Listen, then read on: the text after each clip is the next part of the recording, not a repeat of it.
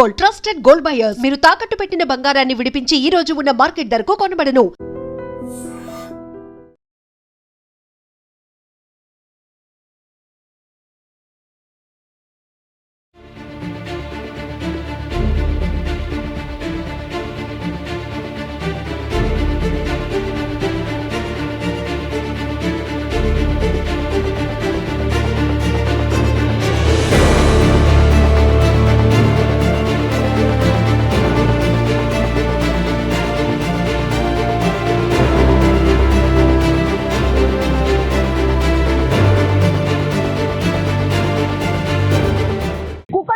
అత్యంత దారుణమైనటువంటి ఘటన జరిగింది. యాక్చువల్లీ 10 ఏళ్ల అమ్మాయి పేరు వచ్చి సహస్ర. ఆమె ఈ రోజు స్కూల్ కి వెళ్ళలేదు, ఇంట్లోనే ఉండింది. అండ్ సహస్రకి ఒక తమ్ముడు కూడా ఉన్నాడు. ఆ తమ్ముడు స్కూల్ కి వెళ్ళినటువంటి సందర్భంలో వాళ్ళ తండ్రి ఆ అబ్బాయికి టిఫిన్ బాక్స్ ఇవ్వడానికని ఇంటికి రాగానే ఈ అమ్మాయి ఎవరైతే ఉన్నారో బెడ్ పైన పూర్తిగా రక్తపు మడుగులో కత్తి పోట్లతో పడి ఉండడాన్ని చూసి షాక్ అయిపోయినటువంటి సిచ్యువేషన్ అయితే కనిపించింది. పాపం 10 ఏళ్ల పాప, ఎవరి మీద కూడా తల్లిదండ్రులకు అనుమానం అయితే లేదు. ఇద్దరు కూడా ప్రైవేట్ ఉద్యోగులు కావడం, దగ్గరలోనే ల్యాబ్ టెక్నీషియన్ గా ఇప్పుడు ఈ సహస్ర పాప ఎవరైతే చనిపోయిందో పాప వాళ్ళ అమ్మ ల్యాబ్ టెక్నీషియన్ గా పనిచేస్తోంది. అండ్ ఫాదర్ ఏమో దగ్గరలో ఉన్నటువంటి ఇంకో ప్రైవేట్ దాంట్లో ఉద్యోగం చేస్తున్నటువంటి సందర్భంలో కూకట్పల్లిలో ఒక్కసారిగా ఈ ఇన్సిడెంట్ అయితే జరిగింది. 10 ఏళ్ల పాప అంటే ఇద్దరు అమ్మ నాన్న వర్కింగ్ దాంట్లో ఉన్నప్పుడైతే ఇది అందరికీ ఎక్స్పీరియన్స్ చేస్తూ ఉంటారు. పిల్లలు ఇద్దరే వాళ్ళది వాళ్ళు ఆలనా పాలన కావచ్చు, లేదంటే వాళ్ళది వాళ్ళు ఉండడం అలవాటు చేసుకున్న సందర్భాలే మనకు చాలా మట్టికి కనిపిస్తుంది. ఎందుకంటే ఇద్దరు కూడా పేరెంట్స్ వర్కింగ్ పేరెంట్స్ ఉన్నప్పుడు మాత్రం ఇట్లాంటి సిచ్యువేషన్ ప్రతి పేరెంట్ కూడా ఫేస్ చేస్తున్నటువంటి సిచ్యువేషన్. అట్లాంటిది ఈ రోజు కూకట్పల్లిలో మధ్యాహ్నం 1:10 ప్రాంతంలో తండ్రి పాప దగ్గర అంటే ఇంటికి రావడం, ఇంటికి వచ్చి ఈ బాబు ఎవరైతే ఉన్నారో ఆ బాబుకి టిఫిన్ బాక్స్ ఇవ్వడానికని ఇంటికి వచ్చి ప్యాక్ చేద్దాము అన్న సందర్భంలో ఒక్కసారిగా వాళ్ళ బిడ్డ బెడ్ పైన టోటల్లీ రక్తపు మడుగులో కత్తి పోట్లతో కనిపించడంతో ఒక్కసారిగా ఆందోళన చెందడమే కాకుండా వెంటనే సమాచారం అందించాడు. చుట్టుపక్కల వాళ్ళకు కూడా ఎవరినన్నా చూసారా, నా బిడ్డని ఇట్లా చంపేశారు, ఎవరు చంపేశారు ఏంటి అని బోర్న విలిపించడం చూసాం. అట్లాగే వాళ్ళ మదర్ కి వెంటనే ఇన్ఫర్మేషన్ రావడంతో ఒక్కసారిగా చుట్టుపక్కల వాళ్ళు అందరూ కూడా అక్కడికి రావడం, ఆ తర్వాత అత్యంత దారుణంగా అంత చిన్న పాపను ఎవరు చంపారు అనే కోణంలో ఇప్పుడు పోలీసులు అయితే విచారణ చేస్తున్న సిచ్యువేషన్ అయితే కనిపిస్తోంది. సహస్ర పేరెంట్స్ పేరు వచ్చేసి రేణుక, అలాగే కృష్ణ. వీళ్ళిద్దరు కూడా వర్కింగ్ పేరెంట్స్ కావడంతో పాప ఈ రోజు స్కూల్ కి సెలవు ఉండడంతో ఇంట్లోనే ఉండిపోయినటువంటి పరిస్థితి.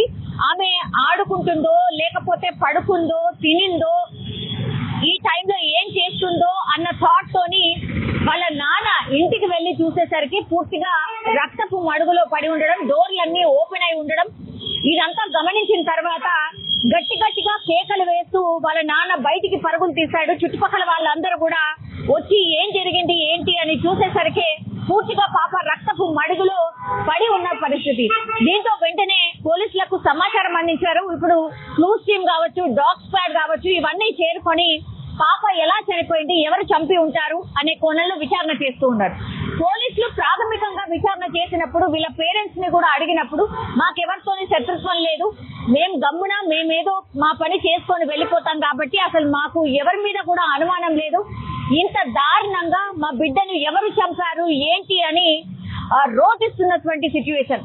బతకడానికని ఇక్కడికి వచ్చాం, కేవలం 2 ఏళ్ళు మాత్రమే అవుతోంది, మా పిల్లల్ని మేము చూసుకుంటూ మా బతికేదు మేము బతుకుతున్న సందర్భంలో ఒక్కసారిగా నా బిడ్డ మీద ఇంత కోపం పెట్టుకున్న వాళ్ళు ఎవరు, ఇంత దారుణంగా చంపడానికి గల కారణం ఏంటి అని అంటూ వాళ్ళ తల్లిదండ్రులు రోధిస్తున్నటువంటి సిచ్యువేషన్ అయితే కనిపిస్తోంది. కూకట్పల్లిలో ఒక్కసారిగా ఈ సంఘటన జరగడంతో చుట్టుపక్కల వాళ్ళు కూడా భయాందోళనకు గురవుతున్నారు. ఎందుకంటే డే టైంలో 1:10 ప్రాంతంలో ఈ ఇన్సిడెంట్ జరిగినట్టు చెప్తున్నారు.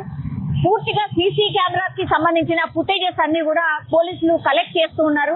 ఎవరు ఇంత దారుణంగా సహస్రాని 10 ఏళ్ల పాపని ఇంత దారుణంగా ఎవరు చంపుకుంటారు అనే కోణంలో దర్యాప్తు అయితే చేస్తున్న సిచ్యువేషన్ అయితే కనిపిస్తోంది. కానీ ఒక్కసారిగా కూకట్పల్లిలో ఈ ఘటన జరగడంతో కలకలం అయితే క్రియేట్ అయింది. ఇంత డే టైంలో పట్ట పగలే ఒక చిన్న పాపని ఇంత దారుణంగా చంపడానికి గల కారణాలు ఏంటి అనే కోణంలో పోలీసులు అయితే విచారణ చేస్తూ ఉన్నారు. ఈరోజు మధ్యాహ్నం 1:10 మా కుకట్పల్లి పోలీస్ స్టేషన్కి ఒక డయల్ 100 సమాచారం వచ్చింది. దాని ప్రకారం ఒక 10 సంవత్సరాల పాప ఇంట్లో చనిపోయి కనిపించిందని ఆ సమాచారం యొక్క సారాంశం. వచ్చి చూడగా ఆ పాప 10 years age and 6th class చదువుతూ ఉంది. సో వాళ్ళ ఇంట్లోనే మంచం మీద పడి ఉంది. సో ఒంటిపై కత్తిపోట్లు ఉన్నాయి. సో ఇప్పుడు ఆ బాడీ చూసాము. తల్లిదండ్రులు చెప్పే వెర్షన్ ఏంటంటే వాళ్ళు 9 o'clockకి ఇద్దరు కూడా జాబ్స్కి వెళ్ళిపోయినారు. వాళ్ళు మళ్ళీ తండ్రి 12:30కి అట్లా బాబుకి బాక్స్ పంపాలని వచ్చి చూడగా పాప శవం బెడ్ మీద కనిపించిందని చెప్తూ ఉన్నాడు. సో బాడీని ఇప్పుడు పిఎంఈకి పంపిస్తూ ఉన్నాము. క్రూజ్ టీమ్ అండ్ మిగతా వాళ్ళు కూడా వాళ్ళ పని వాళ్ళు చేస్తున్నారు. సో పోస్ట్ మార్టం రిపోర్ట్ వచ్చాక మిగతా విషయాలు తెలియజేస్తాం. Thank you. తల్లిదండ్రుల చెప్పేదాని ప్రకారం వాళ్ళు ఎవరి మీద అయితే ఇప్పుడు వరకు అనుమానం వ్యక్తం చేయలేదు. స్పెసిఫిక్గా ఎవరి మీద కూడా తల్లిదండ్రులు అయితే అనుమానం వ్యక్తం చేయడం ఇంకా తెలియదు. వీఆర్ వెరిఫై. పాప కేంద్రీయ విద్యాలయం చెప్పి 6th క్లాసు హాలిడేస్ ఇచ్చారని చెప్పినారు. వాళ్ళు వచ్చి ఇక్కడికి 2 years అయిందని చెప్తున్నారు. Thank you.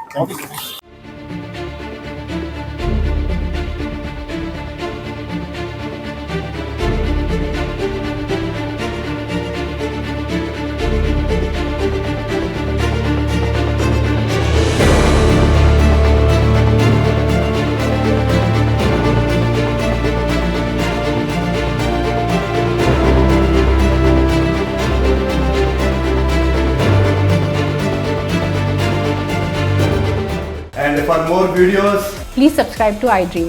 Please subscribe to iDream. Please subscribe iDream. And please subscribe to iDream. For more videos, subscribe to iDream.